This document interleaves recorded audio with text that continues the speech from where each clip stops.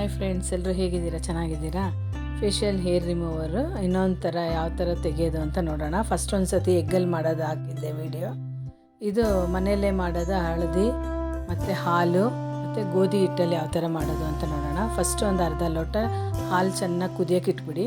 ಹಾಲು ಕುದಿ ಬಂದಿದ ತಕ್ಷಣ ಒಂದು ಅರ್ಧ ಸ್ಪೂನು ಅರಿಶಿನದ ಪುಡಿ ಹಾಕಿ ಇದು ಚೆನ್ನಾಗಿ ಗಂಟಿಲ್ದಿರ ಚೆನ್ನಾಗಿ ಮಿಕ್ಸ್ ಮಾಡ್ಕೊಳ್ಳಿ ಫ್ರೆಂಡ್ಸ್. ಮಿಕ್ಸ್ ಮಾಡ್ಕೊಂಡಾದಮೇಲೆ ಸ್ವಲ್ಪ ಒಂದು ಸ್ಪೂನಷ್ಟು ಗೋಧಿ ಹಿಟ್ಟು ಹಾಕ್ಕೊಂಡು ಗಂಟಿಲ್ದಿರ ಚೆನ್ನಾಗಿ ಪೇಸ್ಟ್ ಥರ ಮಾಡ್ಕೊಳ್ಳಿ. ಸ್ಟವ್ ಆಫ್ ಮಾಡಿಬಿಡಿ. ಆಫ್ ಮಾಡಿಬಿಟ್ಟು ಚೆನ್ನಾಗಿ ಪೇಸ್ಟ್ ಕನ್ಸಿಸ್ಟೆನ್ಸಿಗೆ ಮಾಡ್ಕೊಳ್ಳಿ ಫ್ರೆಂಡ್ಸ್. ಒಂದೇ ಒಂದು ಸ್ಪೂನು ಕೊಬ್ಬರಿ ಎಣ್ಣೆ ಹಾಕ್ಕೊಳ್ಳಿ. ಏನಕ್ಕೆ ಹಾಕ್ತಾಯಿದ್ದೀವಿ ಅಂದರೆ ಮಾಯಿಶ್ಚರ್ ಸಿಗೋದಕ್ಕೆ. ನಾವು ಫೇಸಿಗೆಲ್ಲ ಹಾಕಿರ್ತೀವಲ್ವ, ಅದೆಲ್ಲ ಡ್ರೈ ಆದಮೇಲೆ ತುಂಬ ಸ್ಕಿನ್ನು ಡ್ರೈ ಆಗುತ್ತೆ, ನೋವಾಗುತ್ತೆ ನಾವು ಈ ಥರ ಉಜ್ಜು ತೆಗಿಬೇಕಾದ್ರೆ. ಅದಕ್ಕೆ ಒಂದು ಸ್ಪೂನು ಕೊಬ್ಬರಿ ಎಣ್ಣೆ ಹಾಕ್ಕೊಂಡ್ರೆ ನಮಗೆ ಸ್ಕಿನ್ ಮಾಯಿಶ್ಚರ್ ಇರುತ್ತಲ್ಲ, ಅಷ್ಟು ಬೇಗ ನೋವು ಆಗೋದಿಲ್ಲ. ಇದು ಬಂದು ರೆಗ್ಯುಲರ್ ಮಾಡಬೇಕು ಫ್ರೆಂಡ್ಸ್. ತಿಂಗಳಿಗೆ ಒಂದು 2-3 ಸತಿ ಆದರೂ ಮಾಡ್ತಾಯಿದ್ರೆ ನಿಮಗೆ ಗ್ರೋತ್ ಪರ್ಮನೆಂಟ್ಲಿ ಕಡಿಮೆ ಆಗುತ್ತೆ. ಯಾಕೆಂದರೆ ಅರಿಶಿನ ಮತ್ತು ಹಾಲು ಮತ್ತು ಈ ಗೋಧಿ ಹಿಟ್ಟು ಬಂದು ತುಂಬ ಮಾಯಿಶ್ಚರ್ ಇದೆ ಅಂತ ನಾನು ಮೊದಲು ಒಂದು ವಿಡಿಯೋ ಹಾಕಿದ್ದೆ, ನೋಡಿ ನೀವು. ತುಂಬ ಒಳ್ಳೆಯದಿದು. ಸ್ಕಿನ್ನು ಗ್ಲೋ ಬರುತ್ತೆ, ಬ್ರೈಟ್ನಿಂಗ್ ಆಗುತ್ತೆ ಮತ್ತು ಒಳ್ಳೆ ಸ್ಕಿನ್ ರೂಟೀನ್. ಅಂದರೆ ನಾವು ತಿಂಗಳಿಗೆ ಒಂದು 2-3 ಸರಿ ಮಾಡ್ತಾ ಇರಬೇಕು ಫ್ರೆಂಡ್ಸ್. ಇದು ನೋಡಿ, ಇದು ಕ್ರೀಮಿ ಇದಾಗಿದೆಯಲ್ಲ, ಕನ್ಸಿಸ್ಟೆನ್ಸಿಗಾಗಿದೆಯಲ್ಲ.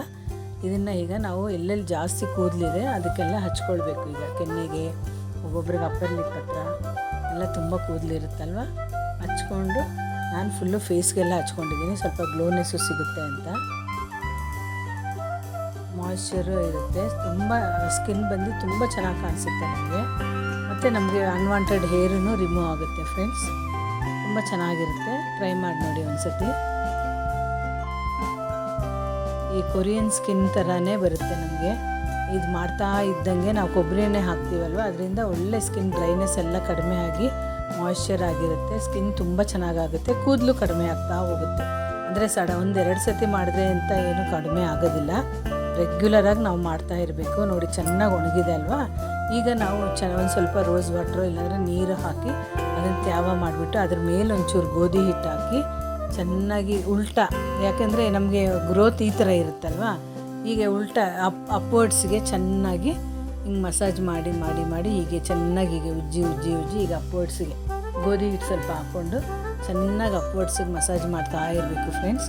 ಆವಾಗ ಪುಟ್ಟು ಕೂದಲಿರುತ್ತಲ್ಲ ಅದೆಲ್ಲ ಬಿದೋಗ್ಬಿಡುತ್ತೆ.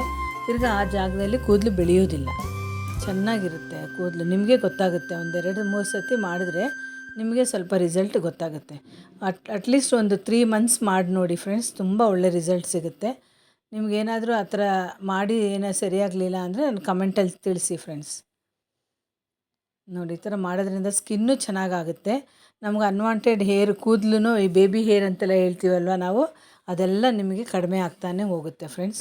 ತುಂಬ ಚೆನ್ನಾಗಿರುತ್ತೆ ನೋಡಿ. ಸ್ಕಿನ್ನು ಚೆನ್ನಾಗಿ ಒಂಥರ ಬ್ರೈಟ್ನೆಸ್ ಬಂದುಬಿಡುತ್ತೆ. ಸ್ಕಿನ್ನು ಚೆನ್ನಾಗಿರುತ್ತೆ. ಸ್ಕಿನ್ನು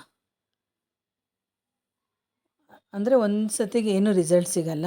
ಮಂತ್ಲಿ ಒಂದು 3 ಟೈಮ್ಸ್ ಆದರೂ ಮಾಡಿ ಫ್ರೆಂಡ್ಸ್, ಚೆನ್ನಾಗಿರುತ್ತೆ.